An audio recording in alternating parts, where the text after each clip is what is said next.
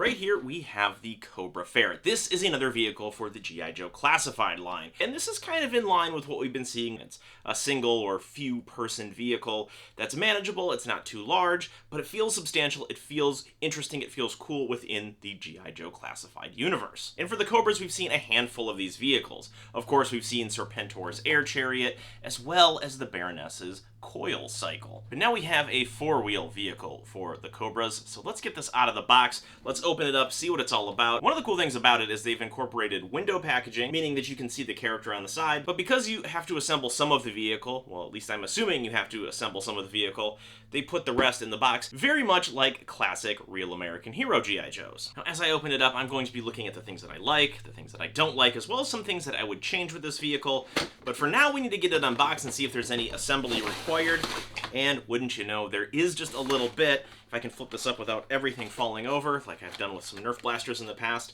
you can see that this is what the ATV Cobra Ferret looks like out of the main box. And it seems very simple, very straightforward. We just pop some wheels on. There should be some kind of machine gun that attaches there, and we should be good to go. So let's do just that. I was looking for the extra accessories, and wouldn't you know, they have still some of these weapons lockers, which I think is a really great idea. I think this is something that if we have any sort of closed or closed off sections of boxes, that these should remain. I really like these. It just keeps it all neat, tidy, and together. Now, immediately, here's one of the things that I like about this. It's the Cobra Ferret Scout. This is one of the female Cobra Trooper body types, and if you've purchased some of the Cobra Valkyries in the past, you know exactly what this character is all about.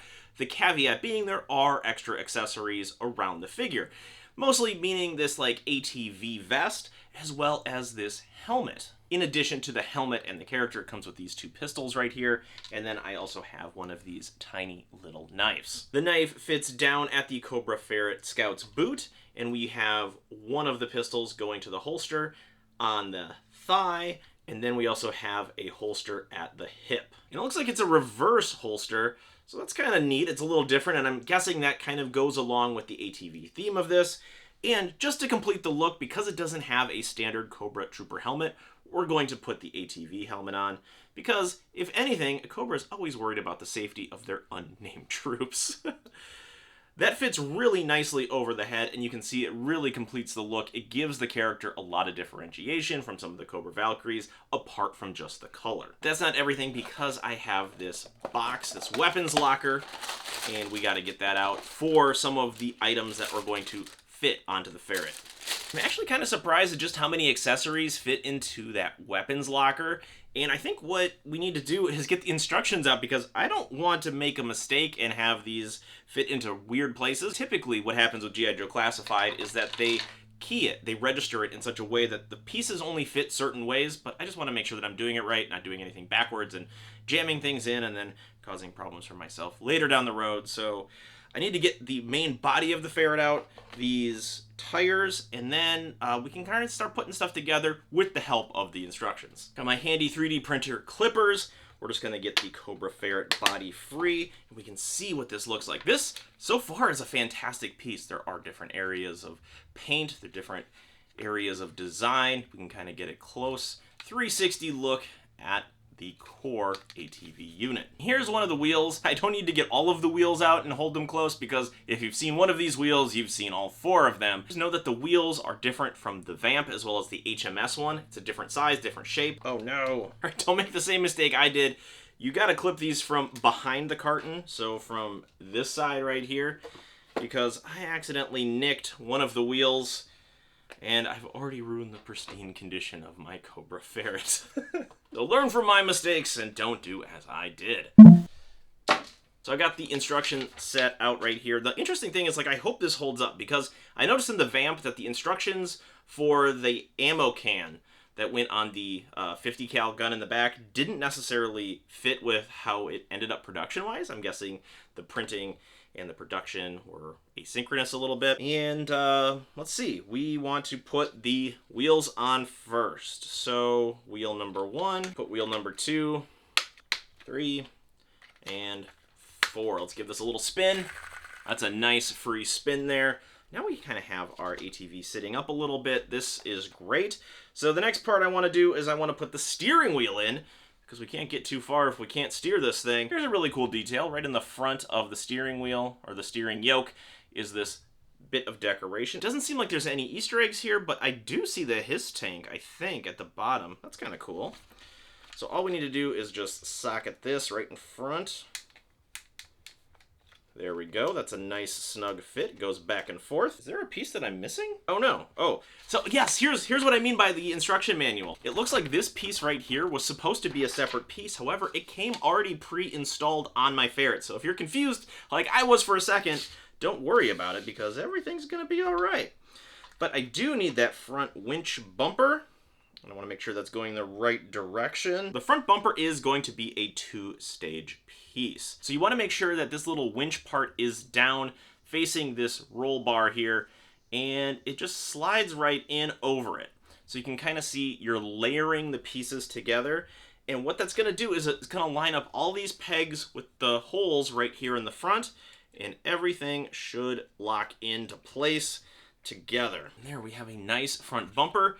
You can get yourself out of jams. The winch doesn't work like it does on the Vamp, but it does add a nice little bit of detail. It breaks up that solid black and very navy blue plastic at the front. The next piece we're going to fit in are these. This goes along with our missiles. The missiles seem omnidirectional. I'm not quite sure how that works, but hey, Cobra's got something figured out. And so now we have these situated on there.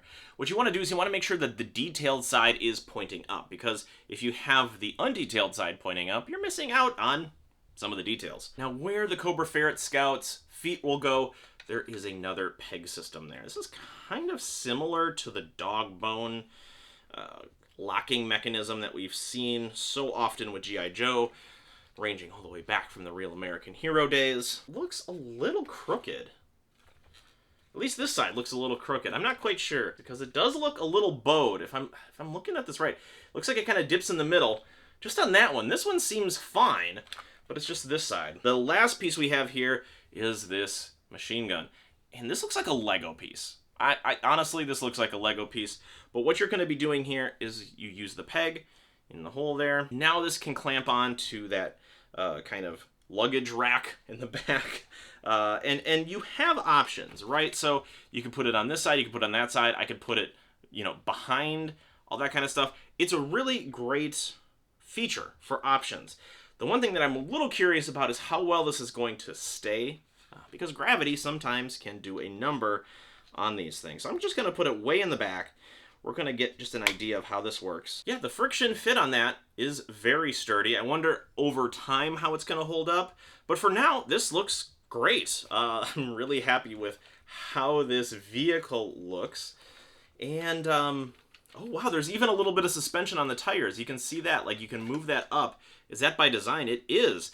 There's this little pin and hinge on the back that you can see move up as shock absorbers. That's something I really like about this, is that the attention to detail. Something that we've seen throughout the classified line is still very much here. What we need to do now is give our figure a pose for this vehicle. So let's just see how well the Cobra Ferret Scout moves. And so far, I'm very happy with how the figure is supposed to move. Here's one of the things I don't like about the Ferret. It's not the driver, it's just that the handlebars on this are really wobbly. They're very small, very flexible.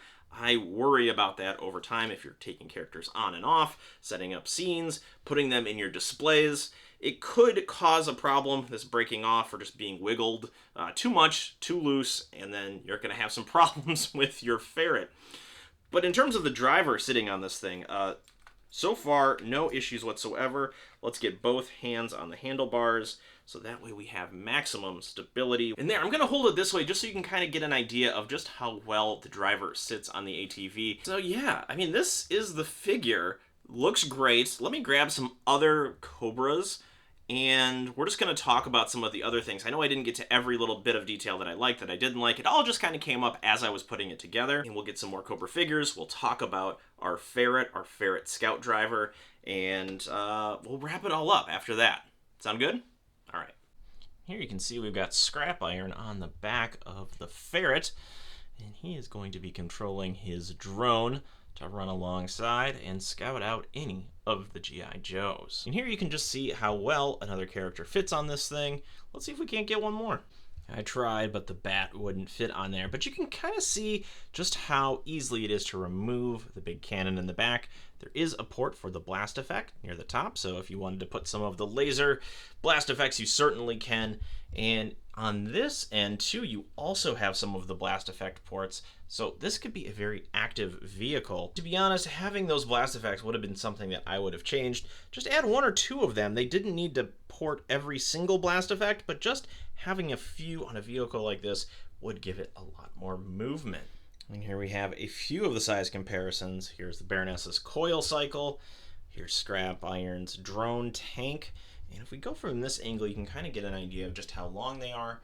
The coil cycle is very similar in terms of length, but we have the Ferret being a much more substantial, a wider based vehicle, which makes sense. I mean, it's got 4 wheels. This one is just a motorcycle. And here we have a final comparison. This is the Vamp. Here's the Ferret.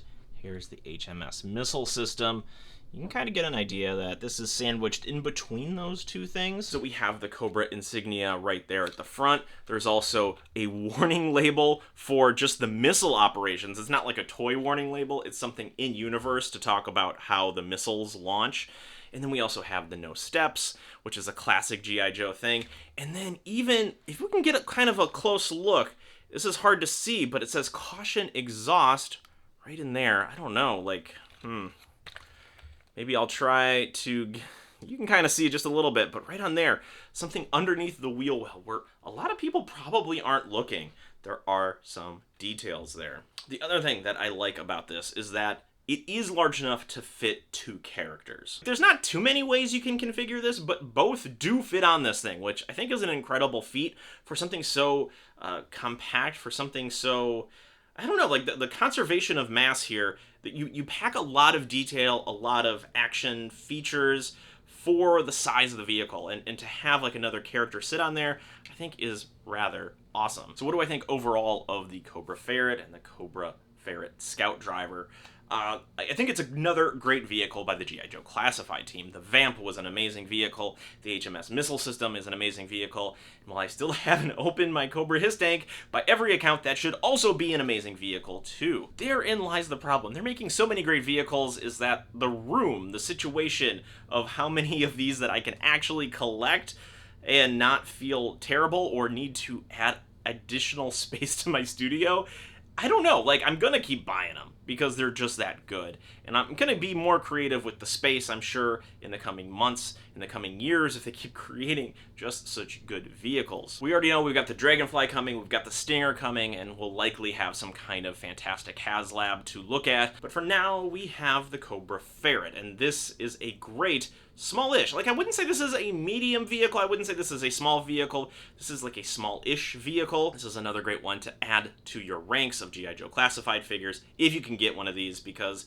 just like most things with G.I. Joe Classified, they tend to sell out quickly if people really connect with them. And, you know, the Cobra Ferret is such a classic vehicle that they just go quick. But if you can get your hands on this at or near retail price, I would definitely recommend doing it because there's a lot to love about this thing. And it provides just enough nostalgia, but also like great upgrades for the Classified series that it makes it all new and fresh all over again. Thank you so much for watching, and hey, if you've made it to this part of the video, I think you need to subscribe, follow, whatever you need to do to get more of these videos, because if you like Cobras, if you like G.I. Joes, if you like Nerf, if you like Ninja Turtles, like what do I have? Like a ton of stuff over here. It's like pop culture, nerd, awesome stuff.